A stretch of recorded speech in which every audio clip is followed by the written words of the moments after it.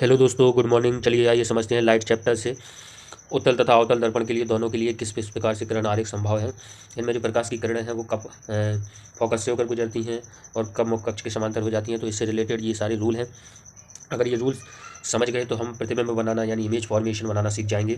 तो चलिए स्टार्ट करते हैं कि रूल नंबर पहला क्या कहता है। रूल नंबर फर्स्ट देखिए, रूल नंबर फर्स्ट है कि अवतल दर्पण में मुख्य अक्ष के समांतर आने वाली प्रकाश की किरणें परावर्तन के बाद फोकस से गुजरती हैं। मीन्स वॉट कि अगर कोई प्रकाश की किरण जैसे मान लीजिए कि ये क्या है कि अवतल दर्पण है, ठीक है, और ये प्रिंसिपल एक्सिस है। ओके, ये प्रिंसिपल एक्सिस है और ये इसका पोल है। यहाँ पे सेंटर ऑफ कर्वेचर है और यहाँ पे आधी दूरी पर ये फोकस है।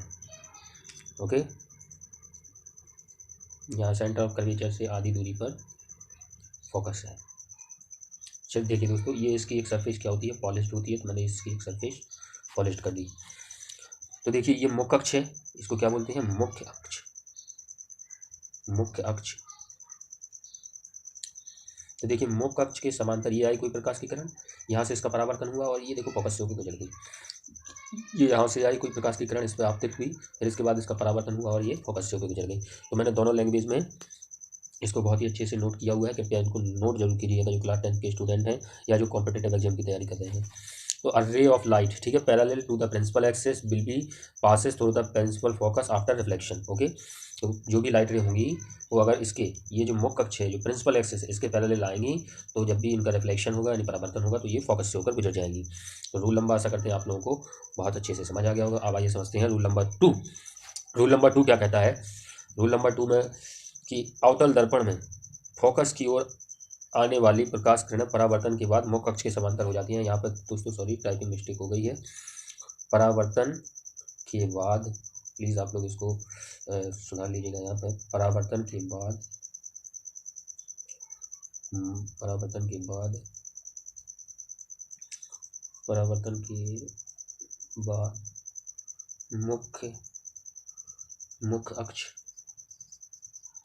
मुख्य अक्ष के समांतर हो जाती है। ठीक है, तो अवतल दर्पण में जैसे कोई ये अवतल दर्पण है। ओके, ये देखिए अवतल दर्पण है।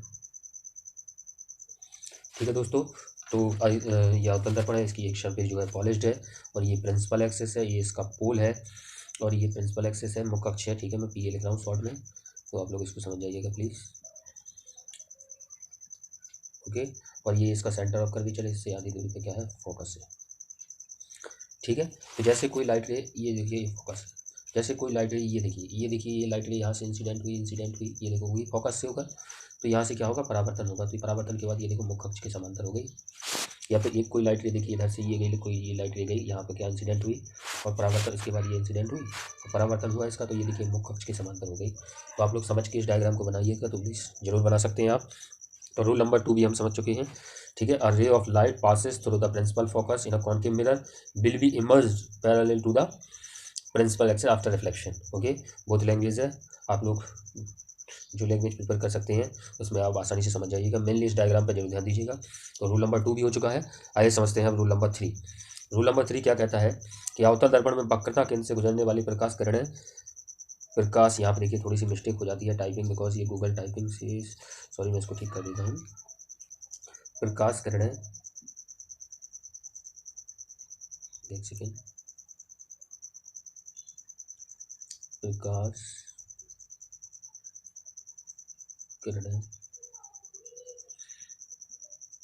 किरणें, ये सॉरी ये मिस्टेक है, इसको मैं हटा देता हूँ।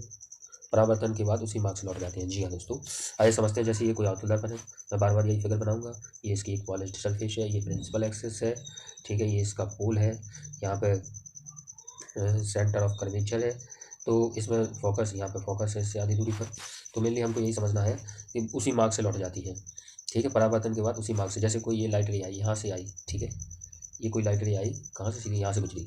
अभी यहाँ से गुजरी है तो सेम इसी पाथ से, सेम इसी मार्ग से ऐसे ही लौट जाएगी। यहाँ से देखिए कोई लाइट रे आई तो ये लाइट रे गई, तो ये सेम इसी पाथ से जो है वो लौट जाएगी। ये देखिए सेम लौट गई। तो हम लोगों को रूल नंबर 3 भी समझ में आ गया होगा। A ray of light passes through the centre of curvature in a concave mirror reflected back along the same path, it is normal incident ray. Okay, एक नॉर्मल इंसिडेंट रे है। तो rule number 3 भी समझ में आ गया हम लोगों को। अब समझते हैं रूल नंबर 4। रूल नंबर 4 इतना इंपॉर्टेंट नहीं है, लेकिन हम लोग इसको समझ लेते हैं बहुत अच्छे तरीके से। क्योंकि ये हमें समझना जरूरी है, हमारे सिलेबस में है। तो दोस्तों देखिए दोस्तों, रूल नंबर 4 में अवतल दर्पण में अगर कोई प्रकाश किरण तिरछी आपतित होती है तो परावर्तित मतलब इक्वली एंगल से क्या कर जाएगी, वो डाइवर्ट कर जाएगी। जैसे यहाँ पे मान लो कोई ये लाइट रे देखिए इस तरीके से इंसिडेंट हुई, मान लीजिए आई एंगल से यहाँ पे इंसिडेंट हुई तिरछी, ठीक है, कैसी है, ऑब्यूकली मीन्स तिरछी, ठीक है। तो ये देखिए एंगल आर से क्या कर जाएगी, परावर्तित हो जाएगी, ठीक है। और इसमें जो एंगल आई है वो एंगल आर के इक्वल हो जाएगा। तो ये हम लोगों को रे डायग्राम से चारों रूल समझ में आ गए होंगे। अब समझते हैं, अब रे डायग्राम समझते हैं किसके लिए, अब समझते हैं रे डायग्राम फॉर उत्तल दर्पण यानी कि कॉन्वेक्स मिरर। तो कॉन्वेक्स मिरर के लिए रे डायग्राम, तो इसका रूल नंबर फर्स्ट क्या कहता है, उत्तल दर्पण में मुख्य अक्ष के समांतर आने वाली प्रकाश की किरण परावर्तन के बाद मुख्य फोकस से गुजरती हुई प्रतीत होती है। जैसे दोस्तों ये देखिए यहाँ पर मैं बनाता हूँ, ये क्या है, उत्तल दर्पण है, ठीक है। इसकी अंदर वाली सरफेस पोलराइज्ड होती है। ये क्या है, प्रिंसिपल एक्सिस है, ये पोल है, ठीक है, ये प्रिंसिपल एक्सिस है, सॉरी मैं पी लिख रहा हूँ, ये प्रिंसिपल एक्सिस है,